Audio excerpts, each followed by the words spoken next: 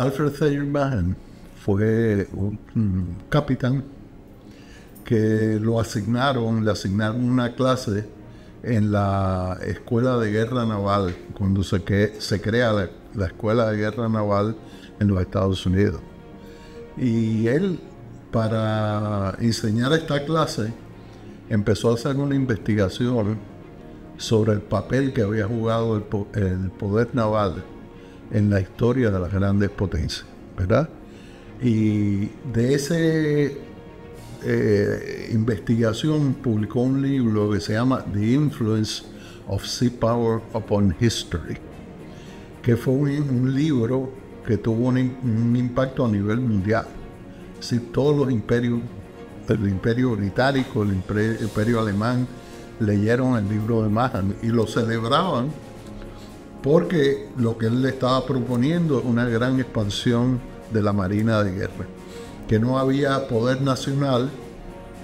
El poder nacional no era solamente comercial, sino que para poder defender los intereses comerciales y económicos de las grandes potencias era necesario tener una gran marina de guerra, ¿verdad? O, como le llaman en Estados Unidos, un Blue Water Navy. No una marina de guerra para defender las costas, no un guardacosta como tenía los Estados Unidos anteriormente, sino una marina de guerra imperial al modelo de Gran Bretaña. Entonces, cuando va a prepararse, empiezan a prepararse los planes de guerra naval para la guerra 98, Mahan participa. Y luego el presidente McKinley lo nombra al War Board.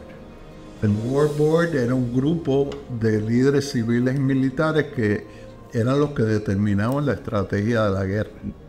Así que Mahan jugó un papel en la conducción de la guerra de 1898. Cuando todavía no había terminado la guerra del 98, él escribe un memorándum. Es decir, ya habían invadido por Guánica, en Puerto Rico, pero no habían tomado la isla de Puerto Rico completamente. Los españoles todavía no se habían rendido. Pero ya en ese momento Mahan le envía un memorándum al secretario de la Marina de Guerra, se llamaba John D. Long. Y en ese memorándum pone una lista de dónde deben estar las bases navales de los Estados Unidos cuando termine la guerra del 98 en toda la región del Caribe. Lo que obviamente era una lista demasiado ambiciosa, porque si lo hubieran dejado a él, hubiera puesto 15 bases, ¿no? Pero lo importante es que en esa lista estaba Puerto Rico y estaba Culebra particularmente, estaba Guantánamo, estaba Panamá. Así que por lo menos las bases que eventualmente se establecieron fueron bases que fueron recomendadas por le llaman a Mahan el evangelista del poder naval, y que fue el geoestratega más grande de los Estados Unidos de fines del siglo XIX y principios del siglo XX. La influencia de Mahan fue tan amplia que es bien difícil separar lo que realmente ocurrió en términos de la política exterior y militar de Estados Unidos de las propuestas de Mahan, porque, por ejemplo, yo te mencioné lo de las bases navales, pero también él escribió ampliamente sobre la importancia de construir un canal en Panamá. Así que él fue de la facción política en Estados Unidos que quería tomar el control de Panamá, que no habían tenido los franceses, porque quien había estado construyendo el canal era de Lesseps. Así que él estuvo involucrado en la cuestión de Panamá, y él estuvo involucrado también en la anexión de Hawái, porque él planteaba que para proteger al canal de Panamá desde el lado del Pacífico había que controlar los accesos. Así que él estaba proponiendo que se construyera un canal, pero ese canal tenía que estar adecuadamente defendido en sus accesos, Por un lado, los accesos del Caribe, ahí Puerto Rico jugando un papel, y por el otro lado, los accesos de Hawái. Y entonces él planteaba que la posesión de un canal iba a transformar la situación estratégica de Estados Unidos, porque un país de dos costas tiene que tener dos flotas. Y los Estados Unidos en el siglo XIX tenía que tener unidades navales en el Pacífico y en el Atlántico.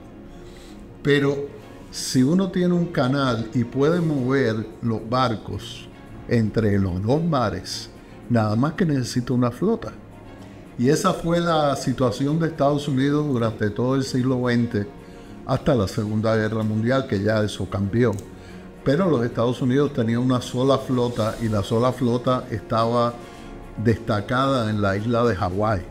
Cuando la necesitaban en el Pacífico, transitaban por el Canal de Panamá, y eso era una ventaja estratégica tremenda.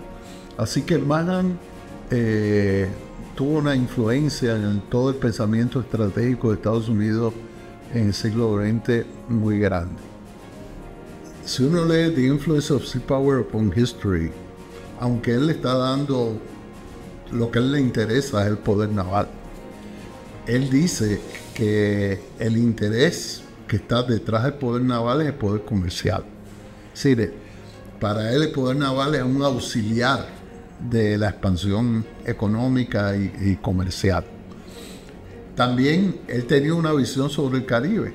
Él había estudiado el Caribe, porque cuando escribe The Influence of Sea Power Upon History, muchas de las grandes batallas que se dieron en el siglo XVIII, el siglo XVII, las grandes batallas navales se dieron en la región del Caribe, entre Francia y Gran Bretaña sobre todo, ¿verdad? Así que él había estudiado el Caribe, tenía un cierto conocimiento de la situación de las islas caribeñas, de Cuba, de la Española, de las islas británicas, de Puerto Rico. Y antes de la guerra del 98, él escribió un artículo que se llama The Strategic Features of the Gulf of Mexico and the Caribbean Sea, en 1897. Pero en ese texto no es solo una cuestión geoestratégica, sino que detrás de esa cuestión geoestratégica está un planteamiento de que esas colonias están mal gobernadas por España, y que España es una potencia que lo que hace es mantener en atraso a sus colonias. Y junto con eso está el planteamiento, que no está muy escondido, está muy abierto, que hay mucha población africana y negra en el Caribe, que eso también, desde la perspectiva racista de Mahan, era una desventaja para la isla del Caribe. Así que él ve que las fuerzas navales, particularmente los militares, podían jugar un papel tutelar sobre las colonias que los Estados Unidos tuviera que adquirir. Colonias que la razón para adquirir colonias en el argumento de Mahan no es para tener grandes territorios, porque no era un imperialista en ese sentido. Se trataba solamente de las colonias que eran necesarias para que estuvieran las bases navales de los Estados Unidos, y en el gobierno de esas colonias, los oficiales navales y militares, sobre todo la Marina de Guerra, podían jugar un papel importante. Y eso, de hecho, ocurrió en el caso de Puerto Rico, porque en toda la primera parte del siglo XX, a través de una institución que se llamó el Bureau of Insular Affairs, los militares jugaron un papel muy importante, los del ejército. Y también la Marina de Guerra fue una influencia muy grande en la administración de Puerto Rico, hasta, yo te diría, la salida de la Marina, cuando sale de Vieques y de Rupert Roach. Ahí ya hay un cambio en el papel político de la Marina de Guerra. Ya la Marina de Guerra deja de estar interesada en Puerto Rico. Y algunos dicen que la crisis actual de Puerto Rico es precisamente por eso, porque no hay nadie que abogue por Puerto Rico de gran poder como había sido la Marina de Guerra hasta que sale de esas instalaciones en Puerto Rico.